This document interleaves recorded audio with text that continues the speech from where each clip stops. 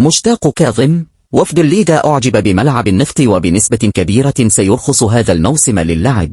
نشأت أكرم أنا من يستحق جائزة أفضل لاعب في آسيا 2007.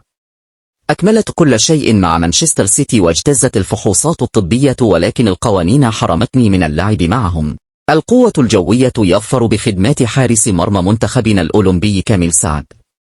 نادي زاخو يواصل تعاقدته النارية، وهذه المرة البرازيلي موسى بوتشو قادما من دوري الدرجة الثانية البرازيلي لتمثيل فريق الكرة بدوري المحترفين. المعلق خالد رحدي: تذكروها يا أهل العراق، سيأتي اليوم الذي ستشاهدون لاعبا عراقيا بشعار ريال مدريد.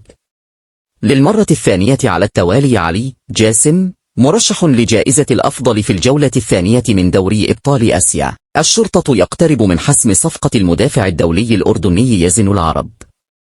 بتواجد وفد من إدارة ريال مدريد اليوم سيتم افتتاح أكاديمية النادي الملكي في بغداد. الناديين بسبب عدم دفع قيمة الاستغناء المتفق عليها بين صفقة انتقال حسين عمار إلى الطلبة قد لا تكتمل، حيث طلبت إدارة نادي نفط البصرة من اللاعب ترك نادي الطلبة والعودة إلى صفوف فريقها. نادي زاخو يعلن عن تعاقده مع الدولي أحمد إبراهيم. المهاجم أسوي رستم ينضم لصفوف أربيل على سبيل الإعارة قادما من الشرطة.